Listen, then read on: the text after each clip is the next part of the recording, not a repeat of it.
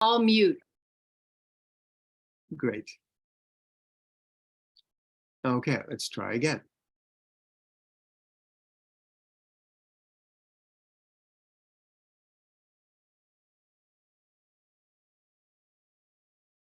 So, I'm just wondering if, okay, I think it's much better. I think just that I was recording it tend to throw things off. So, again, Pauline talked about the body in terms of physics quite a bit. You know, that in quantum shiatsu, the physical body and the energy body are totally separate, but together. They resonate differently. And she talked a lot about resonation and how energy resonates through your body. Particles and waves in quantum physics were perceived as matter and energy in shiatsu. And, you know, Pauline's biggest contribution was to start thinking about, you know, what we call heavenly qi. You know, rather than physical or just emotional or mental, she would work right on the spiritual level, which is such an expanded state. This is the realm of homeopathy. But she would expand this into heavenly qi. And the whole thought about quantum mechanics is that things don't exist unless you are observing them. And I remember Einstein used to say, I like to think that the moon is still there even when I'm not looking at it. But, you know, how you observe your work and relate to your work affects what it is. You know, and I'll talk later about the Heisenberg law in quantum physics. But you and your thoughts are part of the treatment. And this was a big part of Masunaga's work. You know, where he would say, you know, the main part of shiatsu, Zen Shiatsu, was the relationship between the giver and the receiver. And that, you know, basically you start to create your own reality by how you envision yourself. And Pauline, of course, talked to all the different levels, like different octaves with a piano. And so when you heal at the highest level, the spirit level, you know, this affects all the lower vibrations. And it's not really lower, it's just the different vibrations. And the body is holographic by nature. You know, these are different rules.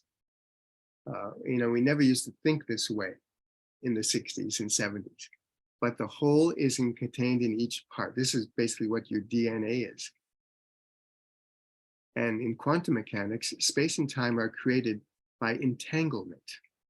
And entangled particles, this is like the true nature of everything in existence. You know, this is why people are puzzled by quantum mechanics, by string theory, because it makes no logical sense. But what affects you on one level of your existence affects everything. So she would work at a quicker vibrational level, and these would filter down to all the levels of your life. And of course, we are connected. This was a whole big part of her work also, how we're all connected to each other, to the planet, and to the universe. And we don't separate meridians to work on them. You know, the whole idea is that we would work on the meridians so they would disappear, basically, and integrate into one meridian, into the whole. And, you know, we talked about light all the time and photons and how we are created and what is reality. And this goes back to pure quantum physics and quantum mechanics, that, you know, everything is photons and everything is created from light. And of course, Pauline came about this, you know, she had the great advantage of translating the book, Karaku Shiatsu, his book, into Zen Shiatsu. And basically, he did not pick out, Masunaga didn't pick out that name, Zen Shiatsu, the publisher did, because they thought it would be a good name. And so Masunaga said, okay, but, you know, Pauline took about his work. And, you know, I've discovered, if you really want to know something, start to teach it. because then you have to take it all apart and know it inside and out. And I think this is what she did with Zen Shiatsu. And in the beginning, she sort of extended and completed his work. And that's what this was all about. But she got to a limit, where she said, what goes beyond Kyo and Jitsu? And another big influence was Kishi. And I was so fortunate and lucky to study with Kishi myself when I lived in Germany. I didn't study with him for years. Like I know grandmother Jade Forrest has wonderful experiences with Kishi. But, I lived in Germany, so I'd go to Hamburg on the weekend and study with him for a few weekends when I could, because I was working full time in an opera ballet theater there. But Kishi developed Seiki. He had a break with Masunaga, though he loved Masunaga's work, but developed this further on his own, which was into the energetic field, which sort of put Pauline on this pathway. And one thing about Kishi, it's very difficult to learn his style because he has no formal training, and that's intentional. Alice Wheeldon is wonderful, and her book about Seiki is a wonderful book about Kishi's work. And there's a lot about Masunaga in there. But she talked a lot about developing empathetic resonance and sensitivity. This is basically developing your sense of clairvoyance and clairaudience and clairsentience. So you know things and you don't know how you know them. But this is the expanded principle of being present. So of course, Pauline encouraged everybody to see more, through their mind's eye. And like I said, this was learned through your empirical knowledge by your experiences with working on clients. She used to pull out these magic eye pictures, which I use in my classes all the time. Because, when you look at these pictures, it forces you not to look at the picture, but to blur your vision and look at the space so a different image can come up. So you see the field. And a big thing about Pauline's work was, calling in outside help in non-physical beings or spirit guides, just to make yourself available to all the help that you have here in the universe.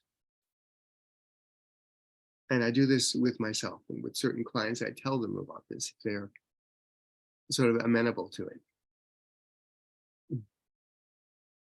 Tom, so, yeah. Are there slides that are going with this? Because we're not seeing your shared screen. Oh, you're not? What are you seeing? No. Your sweet, smiling, warm, loving face and heart. Oh, well, this is bizarre. Let me come out of it. You have to share screen again. I think that stopped. I must have to. Thank you. Thank you.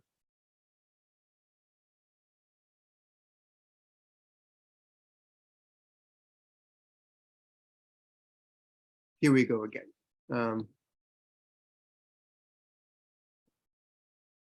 Let's start over here.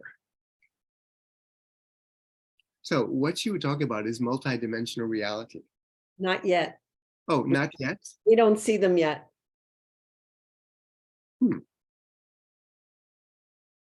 Okay. If you go down to screen share. Right. You click on that and then you. Okay, share. Got it. There. Got it. Okay. Let's try this again. Perfect.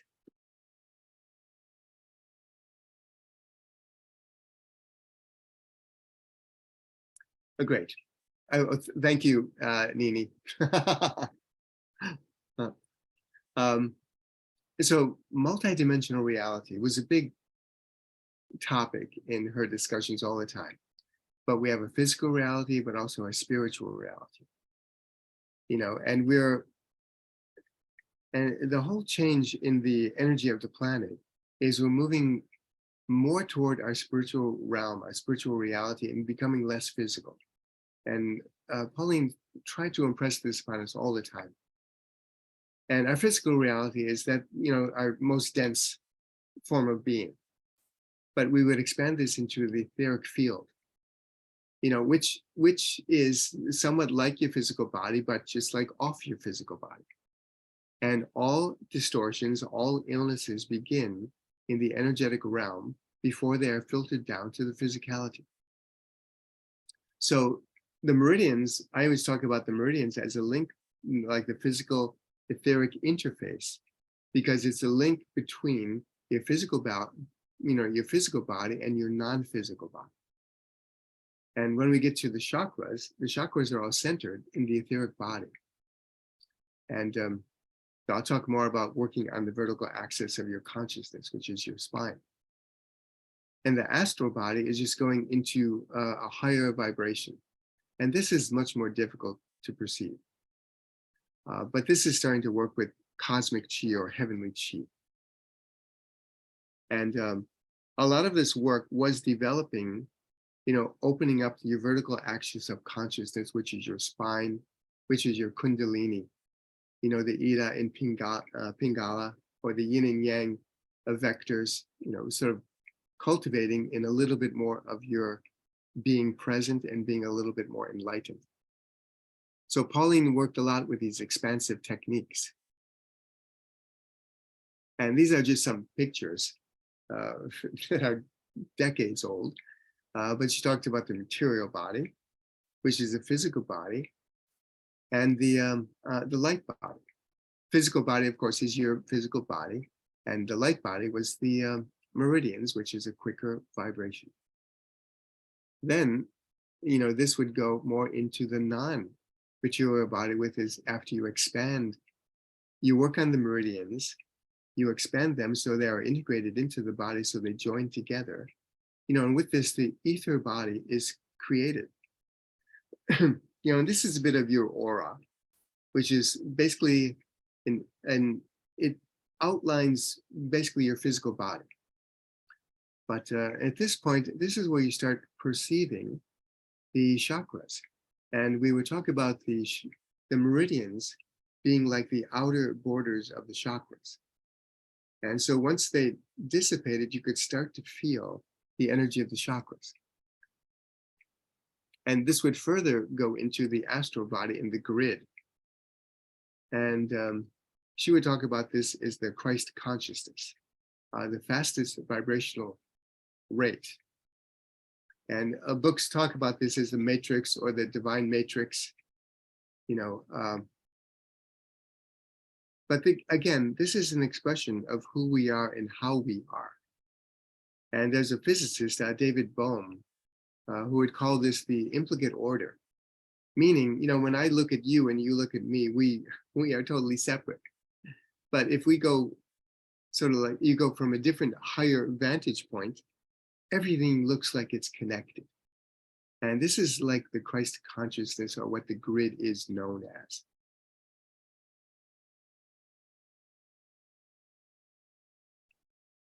Now, the techniques that we would use, some of these techniques are, basic shiatsu, but, we would look at this with a different point of view. And, how you perceive energy depends on your state of consciousness.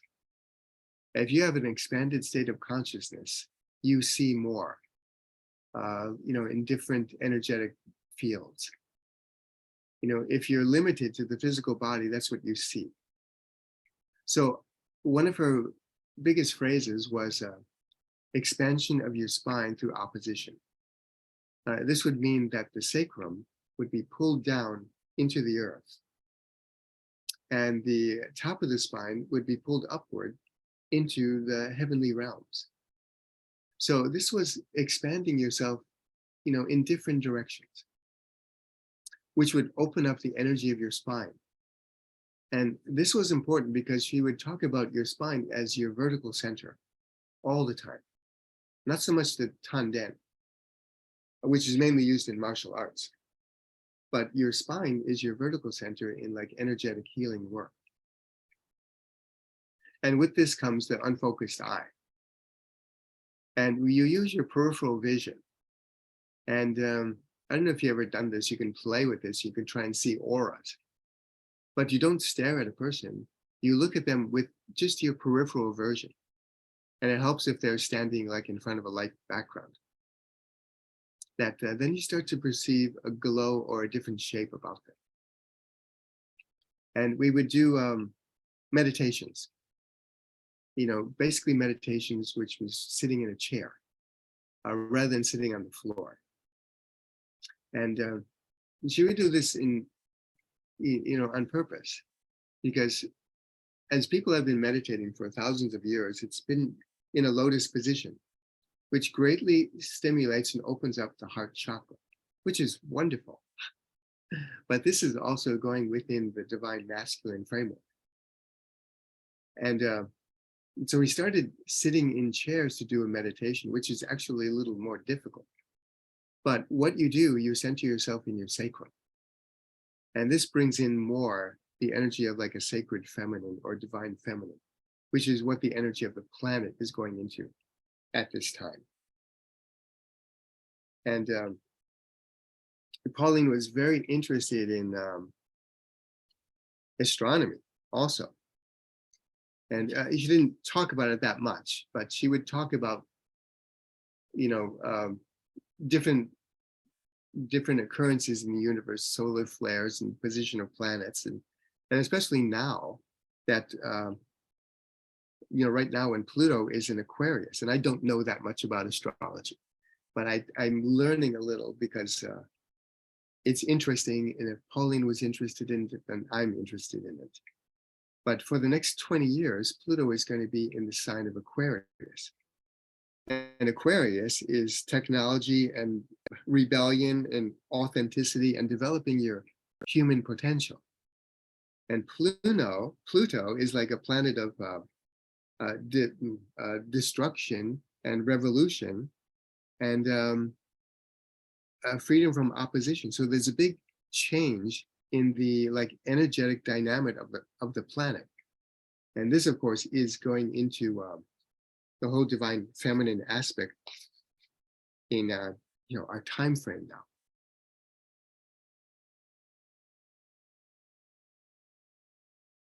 So more about how Pauline would explain this body is holographic. Working on any part, working anywhere on the body can affect the whole thing. And this changed the technique that she was doing. And she would always talk about the dominant energetic expression, which was not necessarily Kyo or Jitsu.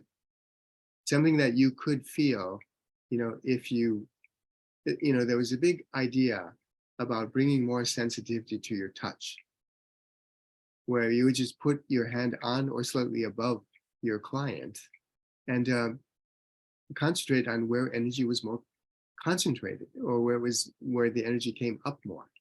And that was a dominant energetic expression. You would think what organ or what meridian that was. And she would think about working in the higher energetic realms, because the energetic body is predominantly healthy, which is what she would call anti-pathogenic qi. And you work with anti-pathogenic qi so it expands, to sort of take over any pathogens in the body. And she would talk about the contraction-expansion ratio of the work we were doing. And I'll talk about that more in a second. But she would work off the body, working on quality of the expression of the higher frequencies. And this gets more into the etheric realm and the spiritual realm, which made this a little tricky, because we worked beyond Kyo and Jitsu. We worked way beyond the body, which is the body is a contracted realm. But we would work in the expanded phase, thinking about the quality of what we were doing rather than the quantity. Because we tried to increase the light body more. In truth, we worked on both, the physical body and the light body, because it all depends what a client would need. If the client just existed and was staying at the physical body, well, that's where you needed to work. But again, working with quantum shiatsu, working with Pauline, you had to use your intuition and your imagination. And imagination is more than just dreaming about things. You see an image of something and you bring that into reality. When I was studying pulse diagnosis with Jeffrey Ewan in 20, 30 years ago, he would say you put your fingers on the pulses, you palpate them, and you use your imagination. And you see what it feels like.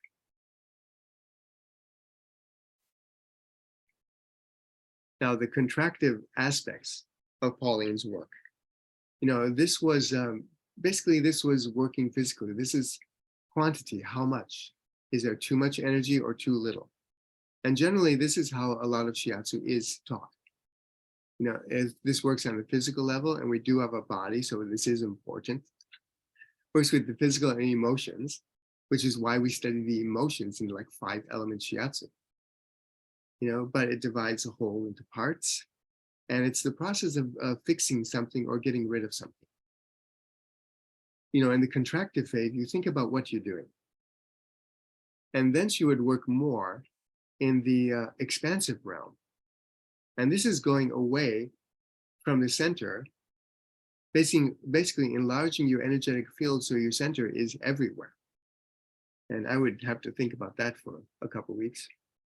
But with expansion techniques, you're thinking about the quality. What's the quality of what you feel? Does this make you happy? It had a faster vibrational quality.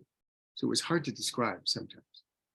This works with not the physical and the emotional realm, but the mental and spiritual. Okay, your thoughts about who you are. And one of the biggest questions, I always would ask clients, not so much verbally, but mentally, is who are you? And which would bring me more in touch with the mental and physical aspects of their being. And this is all unification from all the parts, and you're creating something new. And when you expand their energy, this is where you can start feeling things like the chakras, which is always fun and everybody knows what the chakras are and thinks this must be interesting. But Pauline would always work and say it's how you do things. It's not so much what you do, but how you do this. And what is your state of mind as you're working? So of course, body alignment. And in quantum work, the observer affects the outcome of what is being observed. A field of energy is being created by the giver and receiver. And so, of course, this goes into the Buddhist aspect of shiatsu. There's no judgment. There's total acceptance of whatever that person is. And you work from your center of loving kindness. And your spine, you're always conscious of your spine. This is your new center. Okay. Not so much in the lower around your navel, but more in your spine. Of course, the tanden is your horizontal center, and your spine is like your vertical center. And of course, when they cross in the middle, this is CV6. This is what they call the center of the center. But when you think on the vertical center, it's easier to expand.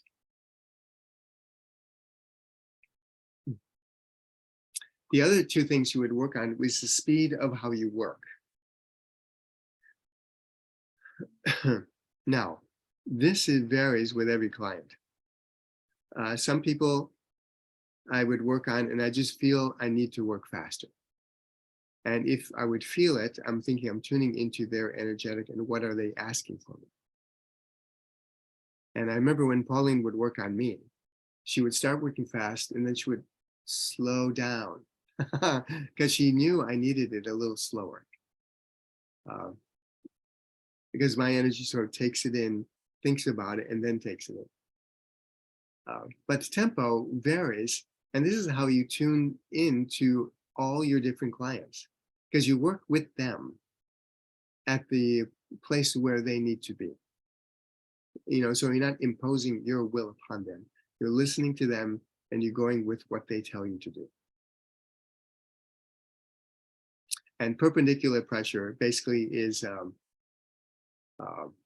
what we do in shiatsu all the time, if you're conscious about your work, because there's no tissue resistance. You go into the meridian and you think about the meridian, and you're not just hitting the border of the meridian, you're going into their life. When you get into a point, when you get into a tsubo, you're getting into their consciousness. And this is where you can also get messages. When you work at a point, the point will tell you to stay there, or they don't need you there at all. Just to practice your self-awareness. But this allows them to expand. When you get to a point, I always think about this, and I remember Pauline saying this is like the note that shatters the glass. Where you have the singer sing and you only hit that certain note, and then that's it. Then the container shatters. And this is basically what you're doing when you're applying pressure to certain points. So you think about what points are important, what points will resonate with you. Depth of penetration is how you bring them back to their body. Okay, regulates the session. It balances out so they don't get too expansive. Because sometimes you have to bring people back. But you match the depth of penetration with the speed, peripheral penetration in your alignment. All of a sudden, this is where you start to manifest different feelings, different faster spiritual vibrations, on the material body, on their light body. And of course, if you're doing all this, you're supposed to stay calm and relaxed, as soft as possible. Because if you don't, nothing works, And I'm sure everybody has had shiatsu sessions where the only thing you could feel was the tension in the hands of the giver. And of course, that's not what you want to feel. You keep everything relaxed as possible. And again, it's just how you do something. It doesn't really matter what you do. The other big thing is mindset. And of course, these are thought commands. You can use one technique and get different results, all depends what you're thinking about. And as I mentioned before, this is how Pauline started to change everything about shiatsu. You don't hold your mother hand at the lower back because it's weak, and then you work with the child hand somewhere. You think about energy going to the weak area. And then you work at a quicker, sharper pressure to direct the energy mentally to go to that area. But this is, her thought about setting your mind to do what you think the energy needs to do. But again, this is working with the faster vibrations. Contact, perpendicular penetration, keep your hands relaxed, get in touch with the faster vibrations. You use a thought command to resonate at a higher level and to move the energy where you think it needs to be. And you could be wrong. So you think, where does this energy need to go? But this is working at a higher vibrational level. And people feel it all the time, and you can feel it almost immediately. This is the whole thought about the holographic structure in the body. You can work on the ankles, and all of a sudden their neck is going to feel better.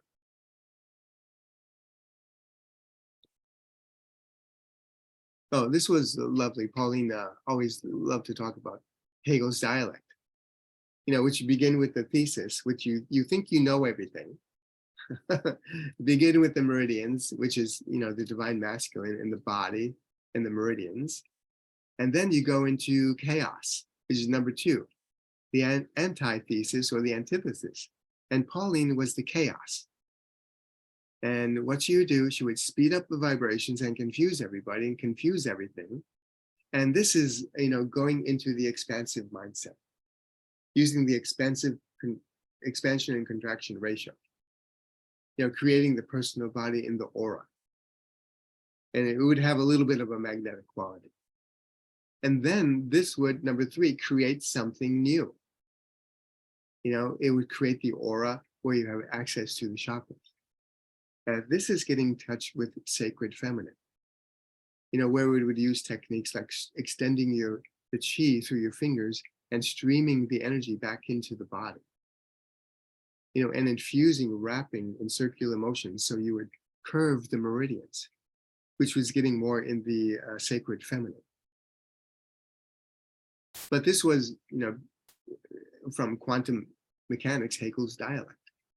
He's a German philosopher, about 1922. You start with a thesis, and then you break it up into an antithesis, and you create something new.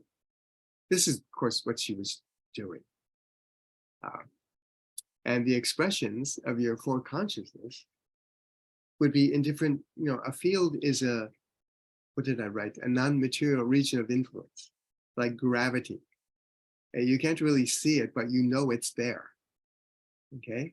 And so these four fields of your physical, the physical level, of course, is your slower vibrations, which is, I don't mean to say there's something wrong with them. That's our body. This is what we all have. But, when you work in Shiatsu, this is the sinew channels. Sinew channels are very popular in the last 10 years with Tom Myers. His book is about the sinew channels. But then there's the emotional body, which is, you can feel off the body. This is a low level of the aura. Okay. And of course, this is weakened with trauma and unresolved emotions, which why emotions are such a big part of Shiatsu. But then you get, and these are where we work with the primary meridians. The mental level or the higher vibration, this is your intuition and imagination. And your thoughts leave imprints on your life and your aura. And if you work with meridians, these are divergent vessels, which extend deeper into the body to the organs. And then lastly, the spirit level, the higher vibrations, totally ungrounded, non-physical. This is the energy of you are at one with everything. They call this a light body also. But this is where you can connect with spirit guides and non-physical beings. And this is why you try and develop a sense of empathetic resonance. You try and do a spiritual practice, like a meditation or a Qigong. Okay. And of course, this is where you work with the extraordinary vessels. And the extraordinary vessels have become very popular in the last couple of years. And remember, Pauline was talking about this in 2010. But extraordinary vessels are working at a high spiritual level.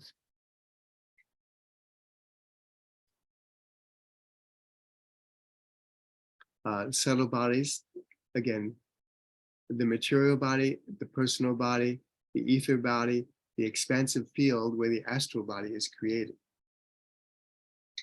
The whole idea was to go through the physical, open this up and go into the personal body. When this merged, this turns into the ether body, which is a reflection of your thoughts and your emotions. But this is the expansive field that we all tried to work in. The astral body is created.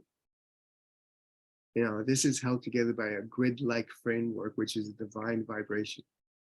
So this is the Christ consciousness or the divine grid. But this is the reality of who you are on a spirit level, where there's no space and no time. So Pauline, basically a lot what she was doing, she was trying to make healing instantaneous, where you would work with a different frame of time.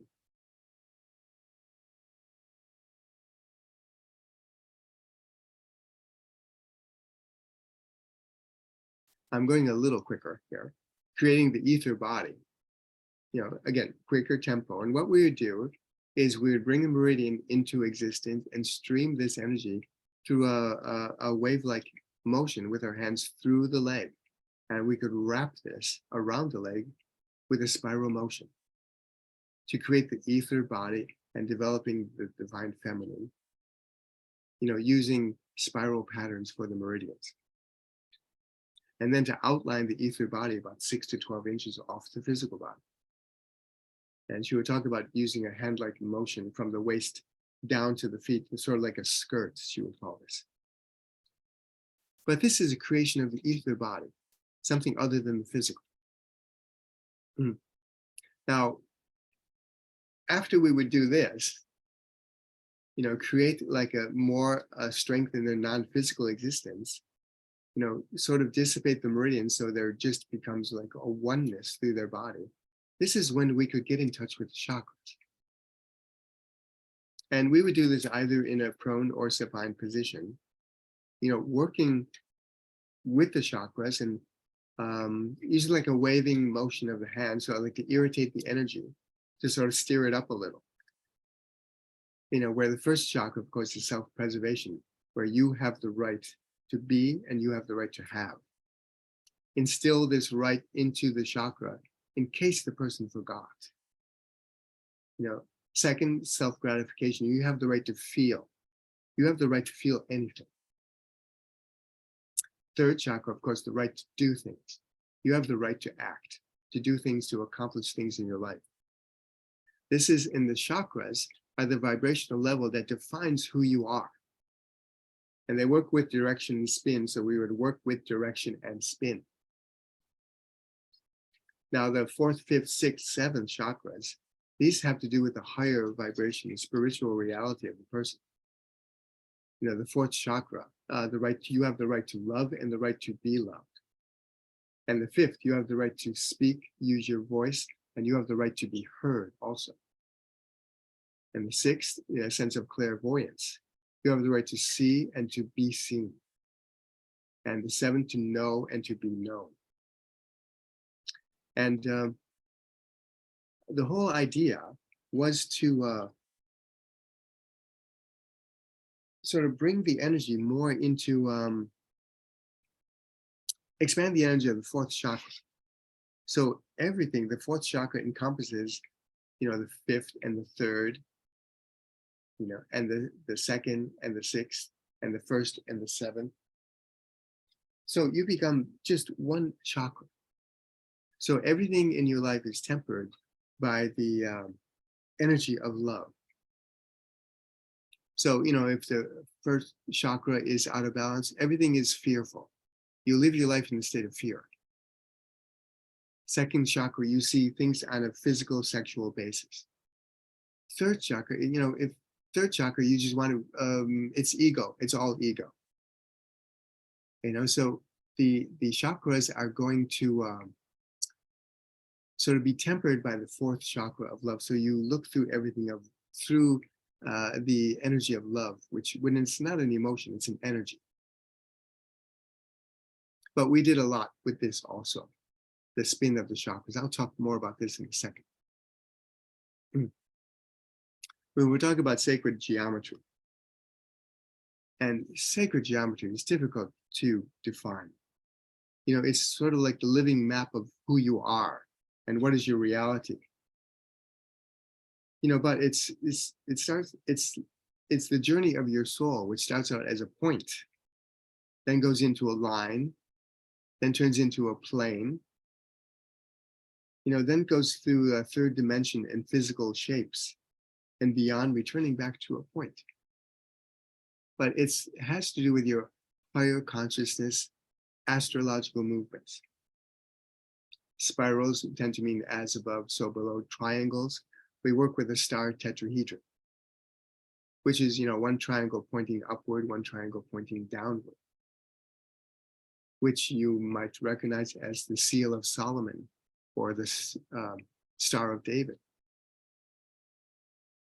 And we would spin these at the Soul Star and Earth Star chakra, which I'll mention in a second. These are chakras that are extended beyond the physical body. Where the Earth Star chakra, this tends to connect you, connect the your etherical realm to the earth still.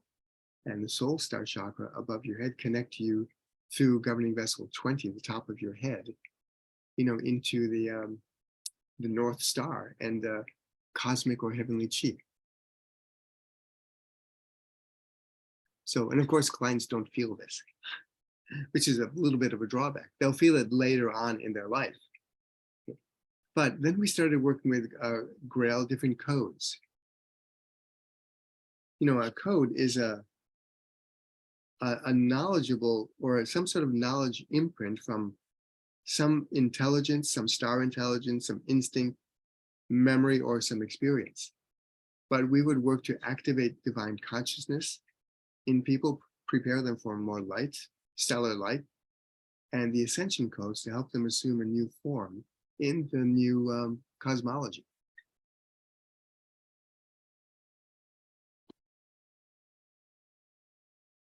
So this is, of course, the flower of life.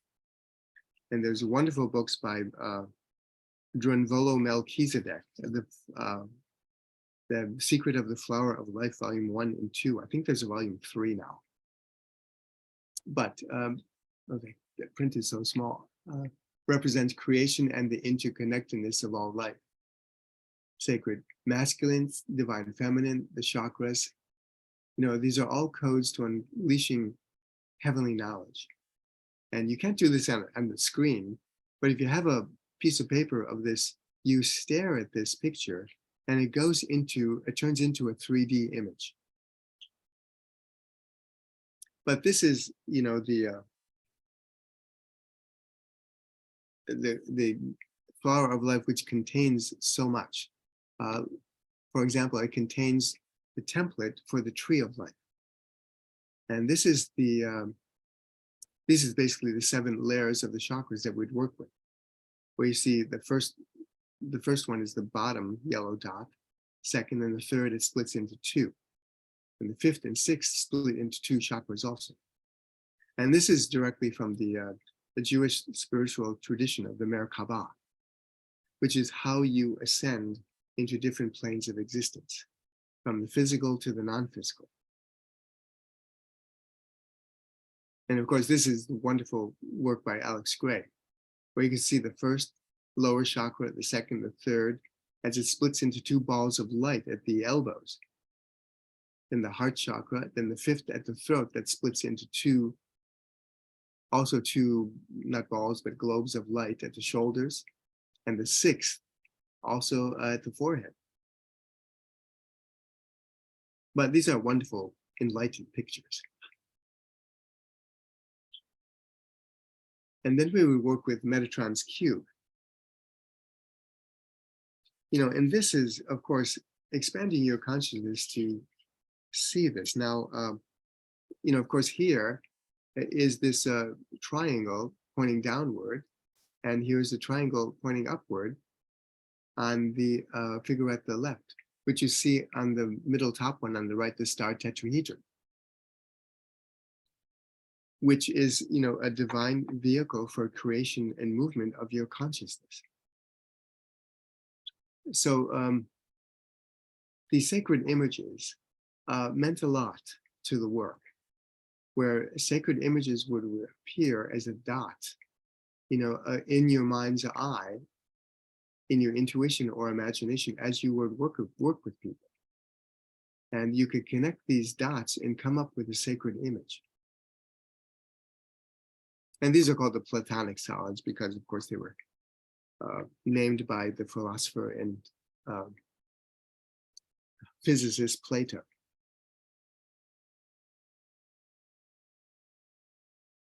And you know, I'm getting to the end because this is enough already. But the virtual code somatics was the next thing that we would learn. Somatics, of course, is how the body can process emotional unresolved trauma or injuries. And the codes were keys to information, which were assisting people. We would instill a code into them of information, and it would help bring them into the person, the healed person they were meant to be. And the Grail codes were to activate divine consciousness, and the stellar codes were to, you know, back when she was teaching this in 2008, this is when there was more light coming into the planet.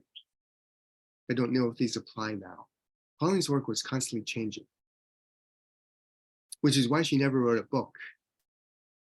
Because she would write something down, but then it would be, oh, this is obsolete. This doesn't work anymore. But here, the virtual code system exists as a point of light in the ether body.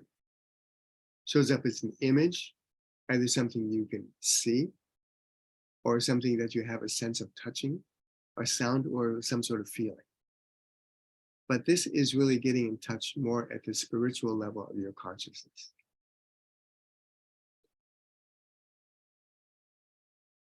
So the last thing we would do would be the DNA activation. And this came about from a book by Robert Gerard.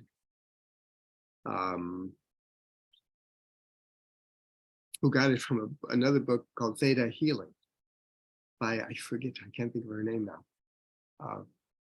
But DNA is thought as like as a center of the chakras. You know, it's like the crystallized version of existence which exists in your chakras. And this is non-physical. You know, the first two strands of DNA are the physical strands that everybody works with. But when you work with DNA, this was to reprogram yourself on a cellular level to create a new you. And we're not used to working with these frequencies because this is working out of space-time dimension. This is at the spiritual level. It can be disorienting. You have to remain anchored. The meridians act as a support system to keep you in the physical body. Strands 1 or 2 are the physical that everybody knows, but next are strands, 2 strands of communication. You know, there's 2 strands of perfection to bring you into a more perfect version of who you are. 2 strands of energetic motion, energy in motion. 2 strands of creativity to create, you know, a new body, and immortality. And all of this centered in the sacrum. We would call it, 1 second, please.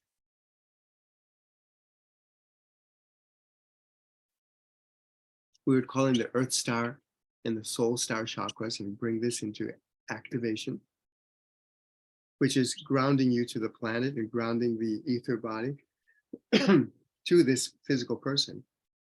And the Soul Star is your link with the universe that exists, you know, far above your physical body. And here you would always ask for any divine spirits or physical guide, non-physical guides to help you. Ask which needed activation. Generally, you would hold your hand over the person, and if you feel more energy coming up, that's generally a yes. You know, everything enters through the sacrum, which is the new center in the divine feminine realm. The technique is complicated, but you know, I started to outline it here. And again, these are things that you have to do and you have to experience to start thinking, what am I talking about? So I am coming to the end, but we will work with ascension codes, which again are dots and images that we would sort of like draw and bring into existence into the ether body of a person. So this is not working physical, emotional, or mental, but it's a high spirit level. And these genetic codes, I'll show you some, are geometric designs to help dissipate negative experiences and bring healing, which is in all the chakras, but most important is the heart chakra. Because our body is evolving from a 7 chakra system to a 1 chakra system. You know, so the 4th chakra is dominating everything. And this slide and one other, but generally a review, you know, and quantum work is developing high energetics of the meridians, making your energetic body more dominant, you know, activating and healing your personal body and your physical body.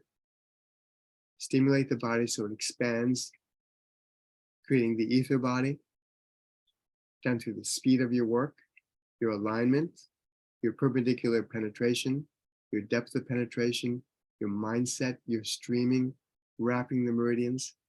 Bring this all back into the material body, which are your meridians and your physical body.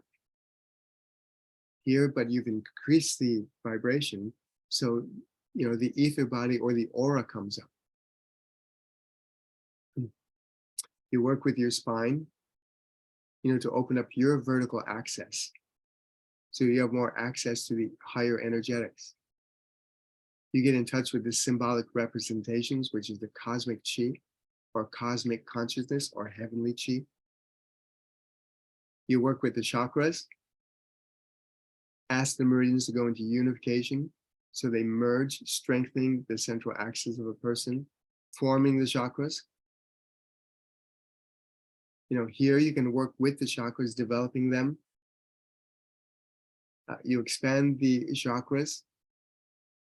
You use instill the rights of the chakras. And these are symbolic patterns of mental and physical and psychic programming. And then after the chakras, you start working with the DNA to activate, people to change themselves on a higher spiritual level, which will filter down into their body.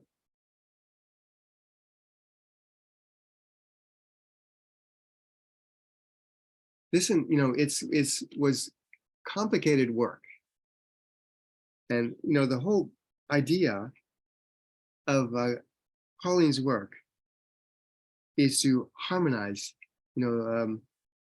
basically the higher energy systems than those of the physical body. And there's a new paradigm shift that's happening in healing today. We are shifting away from working on the physical body, going to the more energy-based treatments that resonate with the higher energy bodies.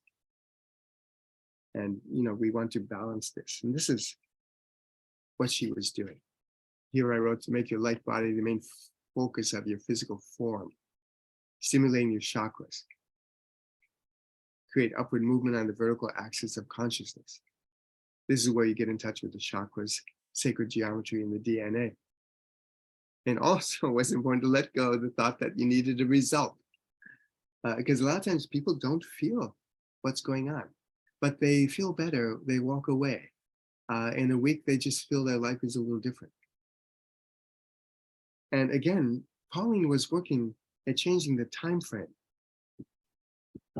She wanted instantaneous healing, which I know it sounds, not realistic, but this is what you can do when you work at a higher spirit level.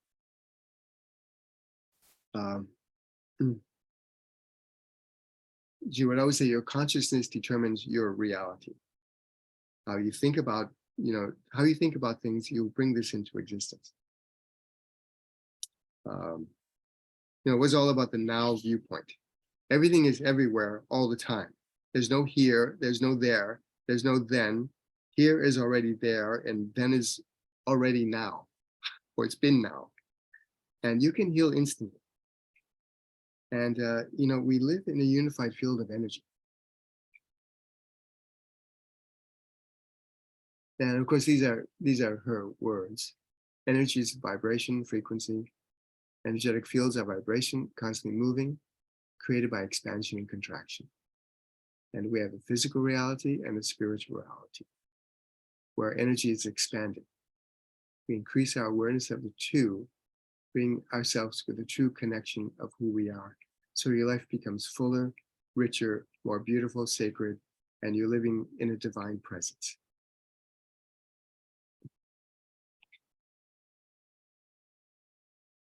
And let me end this. Stop sharing.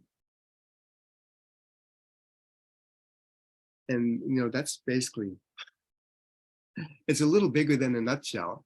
But as I said, there's no easy way to talk about quantum shiatsu. It's hard to define it in 2 sentences, because it did encompass a lot, generally a lot of activating your own energy so you can feel the energy on another person. And trust me, there were so many times I walked out of her workshops thinking, I can't do anything. But you just come back and you keep doing it and you keep thinking about it, and your thoughts start creating the reality that, oh, this is how this works. So, let me show you one thing here, if I can.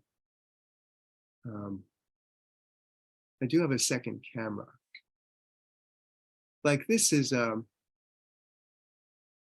this is one of like a sacred image, that this is the energy that we would draw over the heart chakra.